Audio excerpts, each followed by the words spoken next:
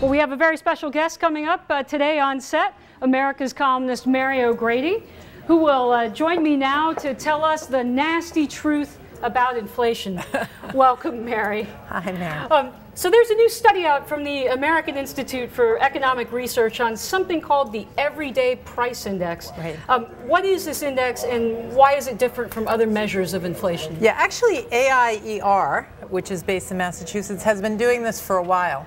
And you may recall that Ben Bernanke went to Queens and met with a group of just ordinary people, and someone in the audience said to him, when he explained that there wasn't much inflation, they said, "You can't eat iPads." And in fact, that's what this Everyday Price Index gets at. You know, you have a lot of technology in the CPI, and the EPI is not meant to replace the CPI. The Consumer Price Index, right? Right. And the EPI is not meant to replace that. It's only meant to reflect what people are experiencing on an everyday basis, and how that contrasts with larger ticket purchases, and many of those purchases where the prices are coming down because of technology. And you don't have that same effect going on with food and fuel, which is the major driver in the EPI. Imagine that, an index that actually tells us what we're really experiencing. Well, I think we've got a chart of what the Institute what the results were. So tell us, is it looking good out there, or is it looking pretty bad? Well, they say first of all, everybody's everyday price index is different. You know, we live in New York City and we probably use less fuel than someone lives in LA and has to drive to work every day, and long distances. But for the EPI that they set up, they reflected about 8% annual inflation. And, you know, I spoke to Steve Cunningham at AIER, who, you know, crafts the index, and he said to me, you know, it's really meant to explain why people are feeling a crunch, even though when they look at the CPI, which is perfectly fine for what it does, but when they look at that and the Fed tells them, don't worry, there's really not much inflation out there, and they're really feeling it, this explains why it is, because these are the things, this basket they put together are the things that people use on a regular basis. We're talking with America's columnist Mary O'Grady, who's also a monetary expert. So tell us, who does high inflation hit the hardest? You said people experience this price changes differently, but is a middle-class person going to get hit? Is a lower class? Is it equal? Well, for example, in this index, you have pharmaceuticals, and you also have tobacco. Okay. So if you're a relatively unhealthy person who needs pharmaceuticals, needs prescription drugs, you might be feeling it a little bit more, although there has been some pricing pressure on pharmaceuticals, so that's been helpful on the downside. You know, as I say, it depends really on what your index is, but I think we can say pretty confidently that most people use food and fuel.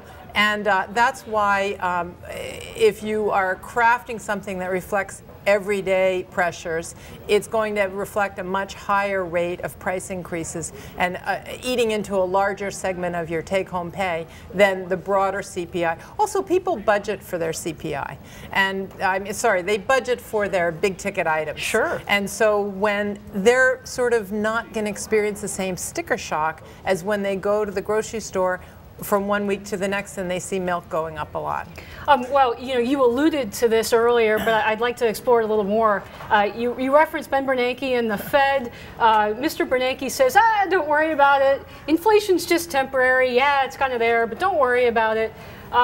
You know, why does he say that? Is it because he's looking at this flawed measure, or is there something else going on there? Well, again, I think that the people at AIER are not saying that the CPI is flawed. They're only saying that your everyday experience of inflation is going to reflect something different than what the CPI says. And one of the big things I mentioned before is technology.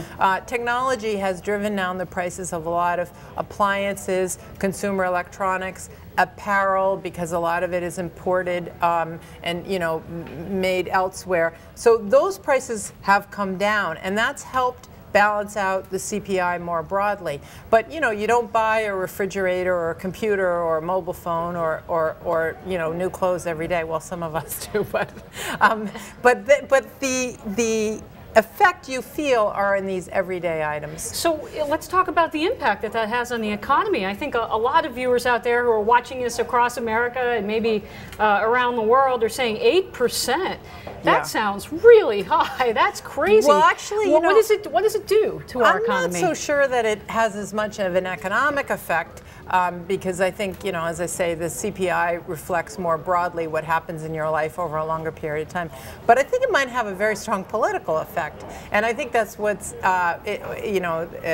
interesting for politicians and people who are trying to compete for the elections in November. I don't think that this president really understands the pinch that people have felt under this Fed policy. Our president seems to think, well, we don't have much inflation, look at the CPI, not sure what people are complaining about. And I think this explains politically why there's more pushback against President Obama, even though the numbers don't look so bad.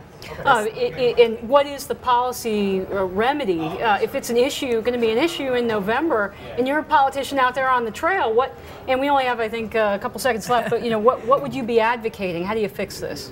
Well, I mean, certainly a big part of it is the fuel prices, and the president has not sent good signals to the market that he's interested in increasing the supply of fossil fuels. So that would be one thing that I think there's a lot of longer-term pressure on fuel prices that could be sort of tampered or tamped down a little bit if the president sent the right signals. Well, we are a commuter nation, so fuel is a pretty big cost. But how about the Fed? I mean, would you advocate? Do you think it's time to be raising interest rates? As you know, the Fed is independent, so President Obama can't do much about the Fed. But he could signal the market that he thinks it's good for us to explore for fossil fuels and do what we can to have a higher supply. And he's not doing that. And I think that's affecting prices in the market.